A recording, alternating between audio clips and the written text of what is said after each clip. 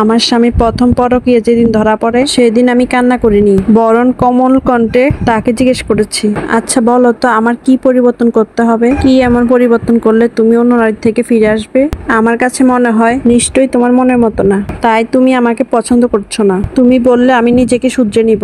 এর উত্তরে সে কি বলল জানেন? তুমি একজন ভার্সিটির প্রফেসর, কিন্তু তুমি থাকো ভীষণ সাদামাথা, আর সেটা আমার মোটেও পছন্দ না। আমি শুনলাম আমার স্বামীর সমস্যাটা, আমি মনে মনে ভাবলাম হয়তো আমারই সমস্যা। আমি একজন প্রফেসর, আমার যে সব ঠিক থাকবে এমন কিন্তু না। সে হয়তো চায় আমি একটু আধুনিক হই, কিন্তু বিশ্বাস করেন আমি যথেষ্ট আধুনিক। বিশ্বাস করেন তার কথাটা আমি শুনলাম। দীর্ঘ 2 মাস লাগিয়ে নিজেকে আধুনিক করলাম। আমার সাদামাথা কলসটা ছেড়ে বেরিয়ে এলাম। নিজেকে পরিপাটি করিয়ে যখন স্বামীর মনের মতো করে তুললাম, তখন কি দেখলাম জানেন? তখনও আমার স্বামী আমার প্রতি সন্তুষ্ট না। দ্বিতীয়বার তাকে অন্য নারীর সাথে হাতে নাতে ধরলাম। সেদিনও আমি তাকে নরম কণ্ঠে বললাম, তুমি তো আমাকে বলেছ আধুনিক হতে, তোমার কথা মতো আমি আধুনিক হলাম। তারপরও আমার মধ্যে কি সমস্যা আছে বলো? তুমি যা যা বলবে আমি সবকিছু শুনবো। তারপরও তোমাকে আমার করে পেতে চাই। তবু তুমি বলো প্লিজ আমার কি কি পরিবর্তন করতে হবে? তখন সে আমাকে বলল, তোমার সরল সোজার ধরন পাল্টাও, আমার প্রতি উচ্চারণ ভালোবাসা ছাড়ো। এগুলো আমার বিরক্ত লাগে। মানে আমি তাকে অনেক ভালোবাসি, তার এটা বিরক্ত লাগে। খুব সহজে সেটাও মেনে নিলাম। স্বামীর কথায় বদলে ফেলাম। স্বামীর কথায় শ্রদ্ধা ও ভক্ত, তার প্রতি ভালোবাসা রয়েছে, কিন্তু তাকে দেখালাম না।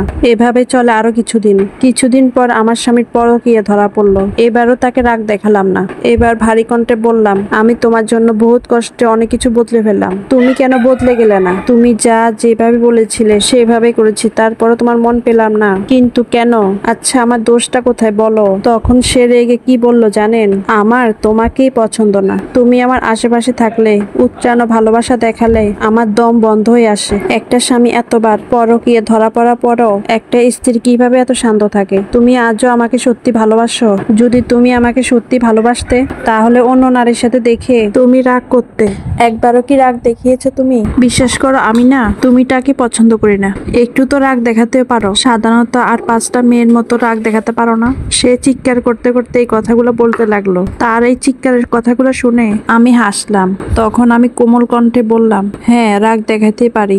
রাগ দেখায়নি কেন জানো?